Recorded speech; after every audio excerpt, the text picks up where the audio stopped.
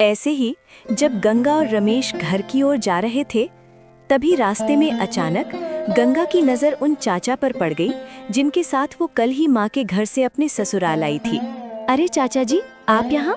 और चाचा जी, आप इस तरह उदास खड़े क्यों हैं? अरे बेटी, अब तुझे क्या ही बताऊं। जब से वो रिक्शा चलने लगा है ना, तब से बैलगाड़ी में जाने के लिए सवारी ही नहीं मिलती। आज तो अभी तक एक भी सवारी नहीं मिली। घर में थोड़ा सा भी राशन नहीं बचा है। यही सब सोचकर मन बहुत उदास हो गया है। अब हम जैसे गरीब लोग तो वो नया रिक्शा खरीद भी नहीं सकते। अरे भाग्यवान, ये चाचा कौन है? मैंने तो इन्हें पहचाना नहीं। अरे जी, कल जब मैं घर आ रही थी तब इन्हीं चाचा जी ने अपनी बैलगाड़ी में मुझे घर तक छोड़ दिया था। अच्छा, वैसे भाग्यवान, इनकी हालत देखकर मुझे बहुत बुरा लग रहा है। और जैसा इन्होंने बताया कि आज इनके घर में थोड़ा सा भी राशन नहीं है, तो क्यों ना हम जो सामान अपने घर के लिए लाए हैं उसमें से इन्हें दे दें। इससे इनकी मदद भी हो जाएगी और हमारे लिए थोड़ा सा सामान रख लेंगे। अरे जी, आपने तो बिल्कुल मेरे दिल की बात कह दी। चलिए, हम अपने सामान में से इन्हें कुछ सामान दे देते हैं। चाचा जी, क्या आपके पास थैला है? आप हमारे सामान में से कुछ सामान ले लीजिए। हाँ बेटी, मेरी बैलगाड़ी में हमेशा एक थैला रखा रहता है।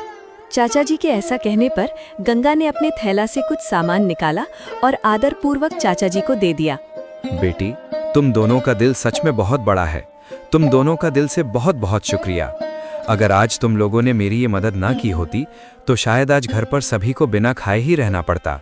तुम दोनों का एक बार फिर से बहुत बहुत धन्यवाद। अरे चाचा जी, धन्यवाद की कोई ज़रूरत नहीं है, ये तो हमारा फ़र्ज़ है। वैसे चाचा जी, अब हम चलते हैं, आप अपना ख्याल रखिए। ऐसा कहकर गंगा और रमेश अपने घर की ओर चल पड़े।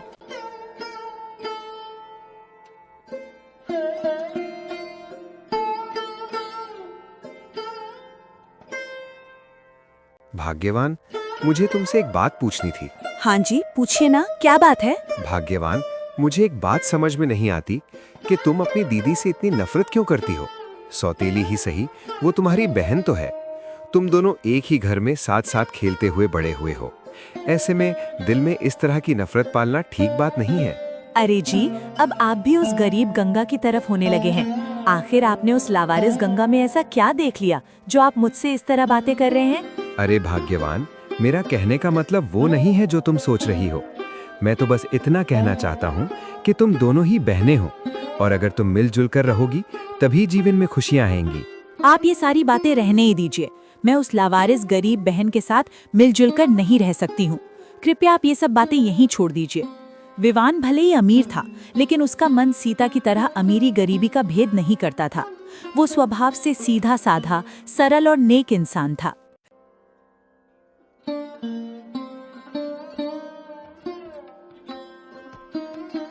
रामलाल अकेले चारपाई पर हाथ बांधे बैठे थे और मन ही मन खुद से बातें कर रहे थे। पता नहीं भाग्यवान और सीता गंगा से क्यों इतना नफरत करती हैं। सौतेली हुआ तो क्या हुआ, वो भी इसी घर की बेटी है। आज जो मैंने बाजार जाते देखा, उसके बाद तो सीता ने हद ही कर दी। सबके सामने बाजार में अपनी दीदी से वैसा व्यवहार कौन करता है भला। अब ऐसे और नहीं चलेगा। मुझे रमेश से मिलकर अच्छे से बात करनी पड़ेगी। इसी तरह रामलाल जब खुद से बातें कर रही होती है, तभी माया उनके पास आ जाती है और उनसे कहती है, अरे जी, ऐसे अकेले अकेले बैठकर इतना क्या सोच रहे हैं आप? नहीं भाग्यवान, कुछ नहीं। वैसे मैं सोच रहा हूँ कि कल एक बार गंगा के घर होकर आऊं। उस दिन भी बेटी गंगा मेरे पहुंचने से पहले ही चली गई थी, इसलिए उसे ठीक से मिल नहीं पाया। रमेश से भी मिले हुए बहुत दिन हो गए हैं, तो कल एक बार जाकर आऊंगा।